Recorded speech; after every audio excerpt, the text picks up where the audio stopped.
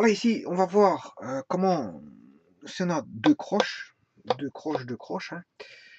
hein, une croche c'est ceci, hein, voilà.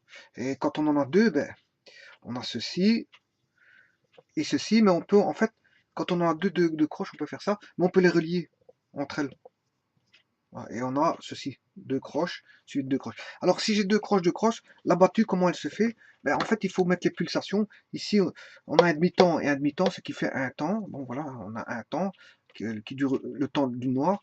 Et là, j'ai un demi-temps, ce qui fait un temps. Donc la battue, elle va être là. Donc on aura. Voilà. Alors comment on va faire enfin, les pulsations vont être là, je m'excuse. Pulsation là, pulsation là. Alors on va décomposer bien sûr en fractions. On a un demi-temps ici, un demi-temps là, hein, pour avoir ceci. Hein. Vous comprendrez qu'on aura un demi-temps là, un demi-temps là. Voilà la décomposition, elle est comme ceci.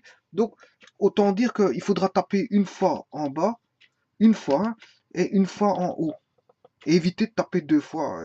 Voilà, on peut taper deux fois pour décomposer, mais il vaut mieux faire une fois en bas, une fois en haut, en disant comment, eh bien, ça va donner deux croches.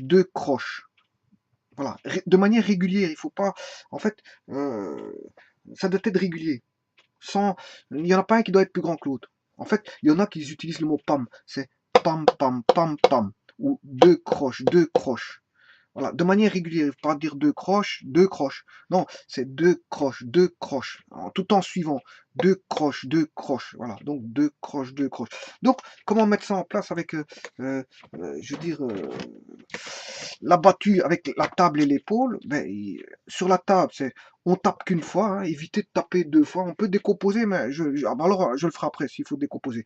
Là, on aura donc une fois ici et une fois là, donc deux croches, c'est-à-dire deux croches, deux croches, deux croches, deux croches, deux croches.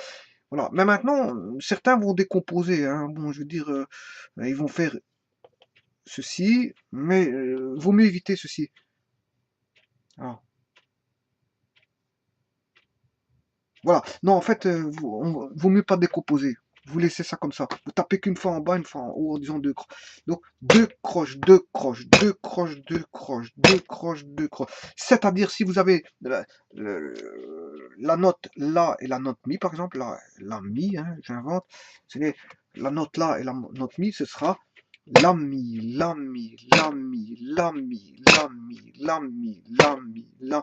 On peut terminer avec, par exemple, Sol, La, Mi, La, Mi, La, Mi, La, Mi, Sol. Voilà, par exemple.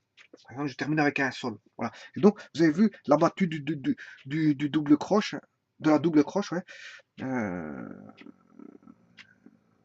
on a bien une double croche ici, de deux doubles croches. Donc, c'est deux doubles croches, c'est deux croches, deux croches. Voilà. Et en fait, on tape qu'une fois. Et éviter de. Parce que si on commence à décomposer ici, bon, ça va prendre du temps, on risque d'avoir une désynchronisation. Voilà.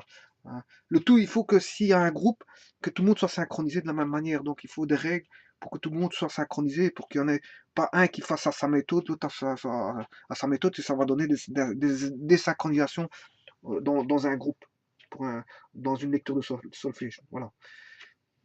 Voilà, je vous remercie beaucoup.